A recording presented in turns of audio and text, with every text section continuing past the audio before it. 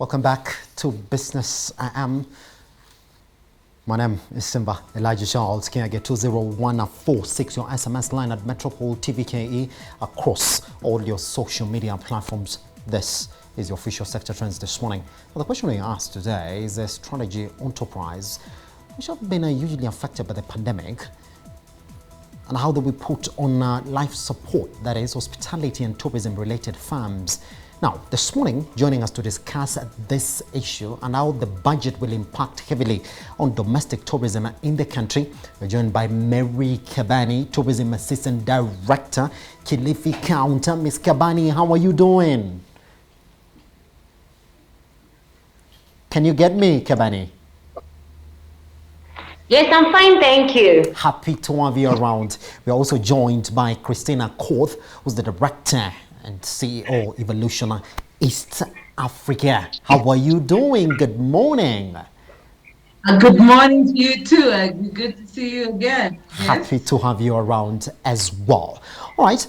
Now, let's first begin with you, Ms. Kabani. Can you paint for us a picture of how the domestic tourism in the country, and especially in your county, which is also a key focus, especially when we talk about domestic tourism and international tourism in the country, is right now at the moment? On what ground is it standing, and especially in the coast region where you're from? Thank you very much. Actually, with the pandemic, we're all aware that the tourism industry came to its knees way back in 2020 from March because of the closure. So it was actually dead since all the hotels were ordered to close down. However, after the reopening up of the hotels, we actually have had an upward trend of especially domestic tourists flocking into coast generally and to our county, Kilifi. As at December 2020, we had about 70% of the 873 hotels within Kilifi County having opened their doors to both domestic and international tourists. However, majority of the tourists were domestic due to the closures of borders within the country and without. Yeah, thank you. Yes. All right. I'll be coming back to you on that as well, so we see exactly how you're faring on in 2021 now that the budget has officially been presented to us. Let me cross over to you, Christine. Let's talk about Evolution, who you are and exactly how you are looking at the year 2021. I mean, basically for us, looking like we are working with the county government of Kilifi, and when it comes to tourism, at the end of the day, we want to make sure that domestic tourism is pushed on, because with international flights being accessible, we have to as a people think, how can we make tourism, how can we make business move on, because this is what we need to do. So together with the government, we come together with the Kilifi government to do like what we be able to create a platform for trade and sectors together to the local money. Who can be able to access this activity?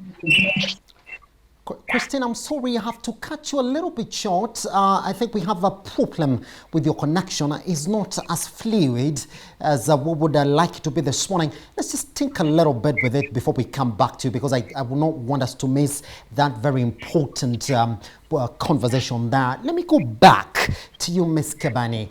I mean, we are talking about recovery, especially when we're talking about the tourism and the hospitality sector. You were really affected badly in 2020. I mean, you were the sector that was exposed more than any other sector. Let's talk about you feeling the impact of the money that was allocated to you, even it did much in sort of cushioning you from the effect of the pandemic. And now we're getting in the budget cycle. We can actually see that the tourism has only been allocated 1.7 billion shillings. Does it sort of concern you that, well, you've not been cushioned enough? Of course, yes. I personally feel that that amount is a little bit lower than expected. However, the economists usually say that resources are never enough because our needs are extensive. So I think I would pick it positively also because tourism, as we know, it's an inter-sectoral linked sector. Therefore, if the other sectors are well funded, for instance, infrastructure, then if we lay down the infrastructure, for instance, like roads, the airport, and maybe electricity, that is actually the foundation of tourism. So over and above the lower budget, I would be positive enough to say that if the health ministry, for instance, has quite a huge chunk of the budgetary allocation, and our country is healthy and the whole world is healthy, then we will be able to accommodate the tourists well, because at the moment, we can't even receive much numbers in terms of international tourists because the whole world is ailing due to pandemic. Yes. So we have actually handled the health ministry for us to say we are going to really engage in the tourism industry. We also have to handle our infrastructure in terms of the roads, as I've said. Once the roads and the airports that affect directly the tourism industry, as well as the SGR that has been allocated quite a huge chunk of the cash. If the transport system is well enough and to support the tourism industry, then I would say after this pandemic, we will have laid the foundation of tourism. So over and above that small budget, we have these other industries that are supporting us as at now with their interconnected budgetary allocations. However, that is not to say that we don't need finances to awaken or to jumpstart up this industry that is on its knees at the moment. So Yes. I believe this is a consideration that the government needs to put in place, because our product is not so much tangible. It is a service industry, therefore it has to be handled with a lot of care. It also has to be, its infrastructure has to be laid, and it's not so visible, and that makes it disadvantaged, because you can't say you are seeing tourism right now, unlike the roads that you will see, like maybe markets that you're going to see when you're walking around. So most people have taken the visual part of development into themselves, forgetting this other service industry. So we need a lot of money put in aside for marketing as well, over and above us having this visual infrastructure in place. So we are going to be affected because the allocation actually is probably quite on the lower side. However, if we work together with the other sectors that have been allocated some bigger chunk of the cash, we will be able to put the real foundation for our tourism industry to thrive in the near future. Pretty much. But let me just hope that we have Christine back, because then this really is a direct one to you, Christine. And I'm praying that we have your audio back now. I mean, when we're talking about the rebounding of tourism, especially in these key counties that we're talking about, especially Kilifi County, so you would like to think, Christine, that that rebound is specifically on domestic tourism. So what do we need to do, Christine, to make sure that this domestic tourism ticks? Because it has not been ticking pre-COVID-19.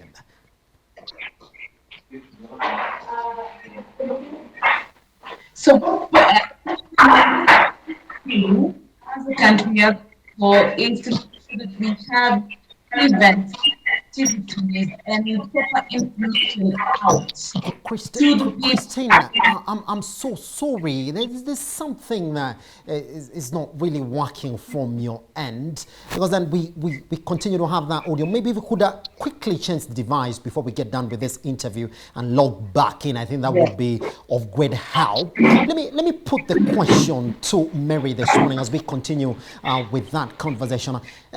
Mary, is it possible that we can rely on domestic tourism as a turnaround for 2021? Because that international visitor arrival, if we keep on relying on it, then 2021 would end again when we're saying, wow, we did not really achieve whatever it is that we wanted to achieve tourism from the tourism and hospitality sector. Indeed, yes. We can actually shift. It's just a matter of shifting focus to the domestic tourism. Yes. Yeah, because I believe it's actually working, because apparently in 2020, with the very few tourists that actually visited the country, we had quite a huge number. Actually, the leading number of tourists into the country were from Uganda. And the second one was a few from the US, which amounted to about 60,000 visitors from the US. And third in place was Tanzania, with about 436,000 guests streaming in. So I believe the domestic tourism, actually, when given much concentration, it can really work. Yes. Because I believe these hotels were built for tourists. It was not so specific that it should be international or domestic, but they are in business, they are investors. So as long as they are going to make it by the end of the day, they are going to get their cost of their livelihoods from it, and they're going to get their profits, I really would not mind the source of the tourists. So if we are not getting the international tourists right now from the other areas, that is other countries outside East Africa, then we can bank on our very own. We have MICE tourism, which is a good niche. We have several number of people who organizations who are meeting in these hotels, including ourselves, the county governments. We have non-governmental organizations who also organize for meetings in the different hotels. So I believe if we shift focus, we change from depending so much on the international tourists to now depending on working more on the domestic tourists, I feel we would be place ourselves actually on a better platform than compared to us just sitting down or closing down our hotels. Because apparently, if we say that we are completely closing down our hotels, that is not what it was. Our hotels were built for. Yes. They were built for business, and we should really thrive. And as someone said that a ship at harbor is safe, yes. But is that what it was built for? So if our hotels were built for tourists, let's strive to get these domestic tourists and put in place mechanisms to make sure that we are in business. Yes. And us being in business means that we have a ripple effect to the several other industries that we talked about, even agriculture, because the tourists will need food in the hotels. So the farmer will also get business out of it. And the transport industry also, because the tourist travels. So the transport industry will also not ail as much.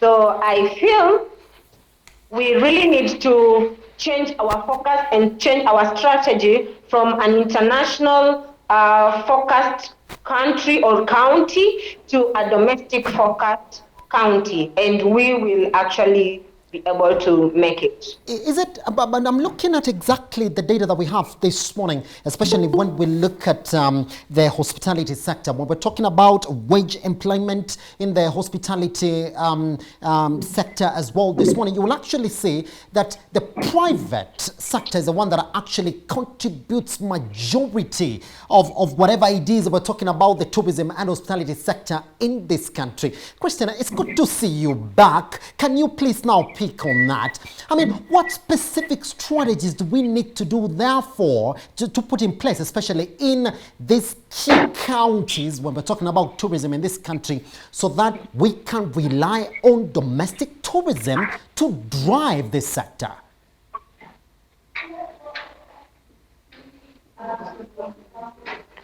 Okay.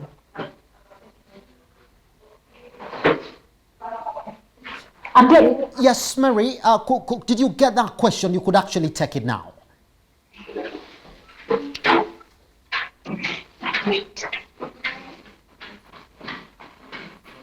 Mary, can you confirm? Christine, can you get me?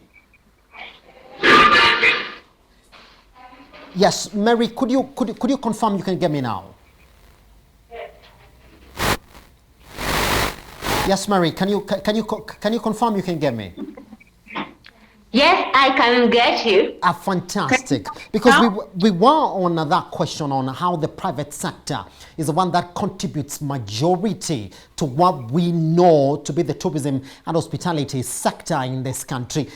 What we need to put in place just to get more people really to come on board in this sector, if indeed the government just contributes a tiny bit of that.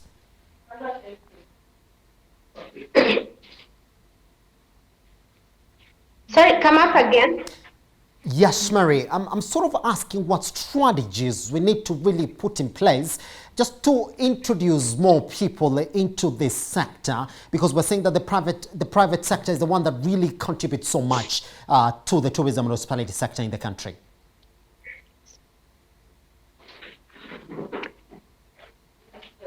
Yes, indeed, the private sector contributes a lot to this country and in this sector of tourism. So there is need for the public, the government to also chip in. Right now, at the moment, we have, it has taken the capacity building bit where all the universities, over 90% of the universities and colleges like Utalii College, and we have one college that is coming up, Ronald Ngala Utalii College, that is coming up at Kilifi County. We also have one university that is offering tourism and hospitality courses. So the majority of the capacity building bit has been taken over by the government, leaving the operationalization, like for the hotels and the tour companies, to the private sector. However, we have a few hotels that are owned by the government, like in Kilifi, we have the North Coast Hotel that is under KU. We also have Utalii here in Nairobi. So very few of the hospitality establishments are run by the government, but they've put in place infrastructure to assist the private industry, who are the investors, to make sure that they thrive in the tourism business. Yes. Yes, let's therefore cap this conversation, because I do know that you've put together the Kilifi Tourist Beach Market event. In 1 minute, if you may, why this event in 2021, and what do you expect to come out of it? Actually, the tourist beach market is an activity or an event that is put up to boost the domestic tourism, yes. And it's among the domestic tourism products that we are actually promoting within the county. So this event, niche tourism, has had its own share of issues with the coming in of the pandemic. But with the opening up of the borders, we are encouraging events now, of course, taking into consideration the Ministry of Health COVID-19 protocols. We encourage domestic tourists to actually take part in these events to promote their businesses, to sell even at the beach, and to enjoy themselves, because we're going to have entertainment also during that day, and we're going to have showcasing of different products within the coastal region at large. Yes.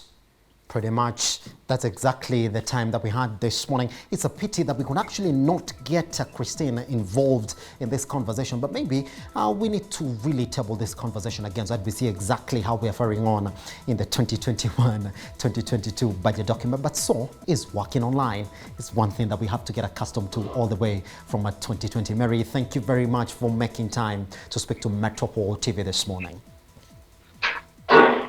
Thank you very much, and I would love to give us a parting shot. Despite all the problems that we're having around, I'll leave you with this quote that if you think you're too small to be effective, then you probably have never been in bed with a mosquito. Thank you. What a better way Bye. to end our conversation this morning. Nothing to add. We take a short break. Once we come back, let's talk about the do's, the ticks, the axes, the misses, the wins in the 2021-2022 budget.